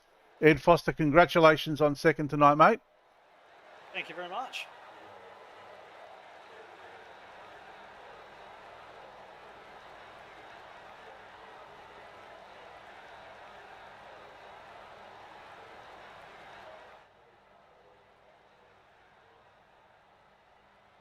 Yeah, I mean, I was quite fortunate in the fact that I was out in clean air, and it may surprise people to learn that even on a track like this, which is really not aero dependent at all, sitting in behind somebody still has a knock-on effect in terms of temperature, your oil, your water, and of course your tyres as well. So being out in front um, really did help in that first stint. My plan was to only really sort of get myself to the point where I'd be able to run to the end on fuel. So that's why I stayed out as long as I did. And the car was still rotating well. Everything was really nice and quite easy actually at that point. And then of course when we got to the second stint, being back in traffic a little bit, and Ruben was coming quite fast and aggressive. So I made a bit of space for him, let him go, tucked him behind. Um, and from that point, unbeknown to me, it was the tyres started to get a bit hot and everything like that. I couldn't really do much, but yeah, that was the reason I came in again sort of towards the end. I mean, had I been running in clean air, I probably wouldn't have needed to, but the tyres would get real hot, a bit worn out. So that's why I came down at the same time as Ruben. So I had something to fight him with. And yeah, credit to him. Stuck to the back of him through pretty much the entire last stint of the race and expecting him, trying to pressure him into a lock-up, gave him a couple of nudges, as you do at Martinsville. And he didn't put a foot wrong. So yeah, he drove fantastically well and deserves it. So that was great. Yeah, we were looking at the race and sort of commenting, saying, "Look, Ed's known for being a bit of a tactician. Wonder if he's going to pull anything out of the bag at this stage. If he had anything to sort of show on Ruben, he would have done it by now. But yeah, great racing by both of you. Well done." Yeah, short track racing never disappoints. It's just so good. The reason I came out tonight, I had the night free, and I love this place. I love Martinsville. It's really a track like no other, and yeah, really provides awesome racing all the time. There's no such thing as a bad short track race if you've got guys who sort of know what they're about. And yeah, like you say, I threw everything at Ruben at the end. I tried different lines, different braking points, fiddling with the brake bias, all sorts of different things to try and get it done. But when it came out to clean air, um, I didn't have anything for him. The only time I was able to gain on him is when he got in behind somebody as well, and it sort of he copped a little bit of heat and so on off the back of the car in front. So yeah, it was really good. Really enjoyed it, and yeah, glad I came out. It's great. Fantastic, Mark. Anything you'd like to add? Yeah, just with you to that second stop, Edward, you had to drop to the back of the field. Do you think that had a big effect on you getting through with the getting heating into your brakes and oil and everything? Well, when I made the first stop, it was when I had to come from the back, and that, yeah, definitely noticed that the car was starting to go away from me a lot earlier than it had been. Of course, it's not just running in behind another car. It's having to run offline. You need to brake quite late a lot of the time to kind of impress upon people that the move is done and not to continue trying to fight it or anything like that. So yeah, you've got to get a bit creative and do a few different things, which of course always takes it out of the car. So that was probably a contributing factor for sure, I think. Yeah. Well done, mate. Well, it's good to see you turn out and have a race, and hopefully we might see you a few more times this year, when you can. Yeah, look, yeah, I'd love to. Just really depends on everything else. So yeah, you guys run a great league here. SimShed put on great broadcasts and all the rest of it. So thanks to you both, and yeah, it's really enjoyable to come out and have a run when I get that opportunity. So Well done on second, mate, and you're more than welcome anytime. thank you. Mate, in closing, any shout outs or thanks that you'd like to send out? Yeah, well, of course, already thanks you guys for the broadcast and putting the league on and everything. I know from experience, there's a lot of work behind the scenes goes into that type of thing. So yeah, always appreciated amongst the competitors the efforts you guys put in, and also the guys over at Natari, and of course we've got great sponsors over there. We've got JP, sorry, we've got Ferguson Group Media, Race Magazine, Two Fat Blokes, and Stone Select. All right, on to tonight's winner, Ruben Phelps. Congratulations, mate. Led 94 of 220 laps. Well done. Yeah, thank you. When I got into that first wreck there, I thought my night was pretty much done, but managed to stick it out and got it all repaired, and off I went. Yeah, we were commenting on the condition of the front end of the car, and I was just talking to Mark, asking him if that would have any effect on the aero on such a short track. And was there any sort of effect that you found on the car, or it was just business as usual after that? Well, there was definitely with the tires, like Ed said there, they got quite hot when you're behind somebody. So being with that front damage there did make it feel a bit tighter on the center of the corner, but the drive off and the entry was still pretty much the same of what I could remember without the damage. So luckily it did manage to rotate just as well as it was from the start of the race to when I got the damage. But no, other than that, no, the car was still pretty much quick as it was from the start. Yeah, Thankfully. yeah, absolutely. When we saw you make that move for the lead there, it was a strong move, and from there on, really, you never really looked like you were in danger of losing that. I mean, Ed was all over the back of you like a cheap suit at one stage, but you still managed to keep him behind you. Yeah, no. When I did get in front there, I was just basically just sort of slowing down my entries and just sort of keeping the rotation. But then I got to the back markers and the car would get tight, and with that front hero with all the front damage gone, it made it even worse. So getting past the back markers was hard when I had a tight race car, but thankfully once we got past and a little bit of clean air, it started taking off again, which was helpful. So, but then I just held the bottom line as much as I could, tried to not get on the throttle too much because I know the rear tires were getting pretty hot near the end of that race too. So other than that, just held the line and kept racing, and thankfully it managed to held off. And because Edward was coming, but obviously didn't have enough because it looked like he had front damage too, which didn't help anything for his car. So it was definitely hard work. Well done, mate. Mark, anything that you'd like to add? Just congratulations, Ruben. Again, a hard race, and you had to work hard to come through the field. And again, you've proven that you're one of the top runners in the league, and a hard man to beat.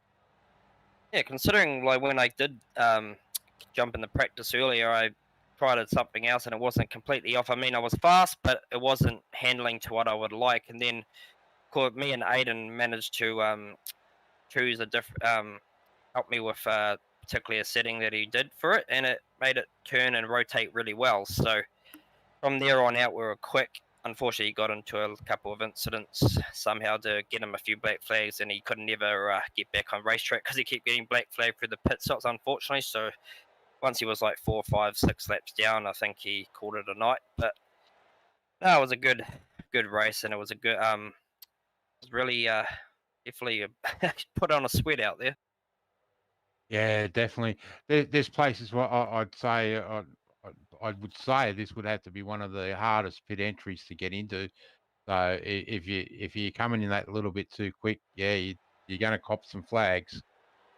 And it's the pit exit sometimes because that blue cone and line is sort of on a strange angle, and if you sort of go on a funny angle, it can easily give you a pit exit black flags. So, but pit entries are yes, like the line comes before the thing, so it's definitely a hard braking zone to come in. So if you speed a little bit, you're screwed. Well, there you go, JP. I wouldn't have thought the exit was the problem, but yeah, some guys were. I'd be interested to go back to see what iRacing gave some of the guys. Yeah, absolutely. That'll be interesting to have a look at post race. So moving forward, Ruben, any thanks or shout outs, mate? Got a shout out to my new team, Crank Esport. Of course, Aiden for being a good teammate. Of course, we all know he gets in a few incidents, but I mean, he's getting there. He's getting better, so he's with my help. But obviously the team and Virtual Motorsport Mentor for sponsoring the team and iRace Designs, and JP Simshed for the broadcast, and Mark for you to hosting the Weekend Warriors.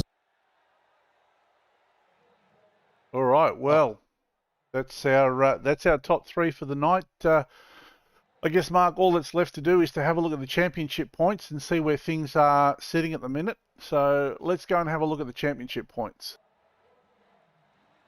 It'd be interesting to see how Darren fared tonight. So unofficial championship points here. Darren McKenzie is up to 603 points, but Paul Jackson now supplants David Duran in second with 504. So Dave Duran down to 477. He didn't race tonight. Dylan Davies in fourth with 472. Stephen Williams in fifth with 468. JCW had a shocker of a night. He will lose points for tonight, so these points are unofficial. Sitting at 426 with Ruben Phelps at 424. So we'll probably see next week Ruben above JCW in the points there. Adam Ariel in 8th in 400. Scott McClintock with 399 points. And rounding out the top 10 is Barry Neal with 397 points. So we'll just let those points scroll by while we wrap things up here tonight. So, Mark, I guess your thoughts on tonight's racing? Very entertaining, really, for the small amount of cars. I'm quite impressed with everyone that raced tonight. I thought we may have a few more cautions than we did, but everyone behaved themselves and put on a really good show, I think. Yeah, absolutely. Look, it was a great show, and really, this track you don't need a lot of cars to make it look full. Everybody did the very best they could. Yeah, sure, we had a few cars there that were probably out of the race a lot earlier than what they would have wanted to. For some of them, like I said, for no fault of their own. Others maybe just being a little bit too ambitious. But look, live and learn. On to next week. This week has been a fantastic weekend of racing with the Weekend Warriors here. Yeah, definitely. Next week we're back to a 1.5 mile track at Atlanta, a 400k race, I think it is.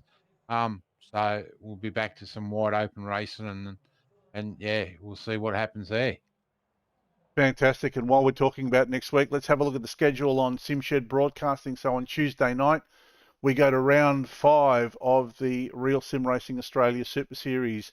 This week, the guys visit the Nürburgring for their sprint round. On Wednesday night, we've got the Real Sim Racing Australia Super 2E Series, and of course, back on Saturday after we've had the entree and main course for the dessert, the Weekend Warriors Cup Car Racing on Saturday night. I guess that's kind of it from us, Mark. Is there anything else that you'd like to say as we leave our audience? Just thank everyone for tuning in. Hope we put on a good show. Come back if you want to leave us a message. Just jump over and let us know what you think of the racing. We're always here to try and improve the racing, and I know some of the competitors are really happy with the way we're moving. And I know that moving forward towards the end of the season, we got some more trophy races coming up, and yeah, just thanks for everyone turning out to have a race with us tonight. Absolutely. Thank you to all the drivers. Thank you to everybody watching in Australia and all around the world. I'm JP Courier, and for the SimShed Broadcasting Network, that's it for us for the week. We will see you next week for the next round of racing. So until then, good night.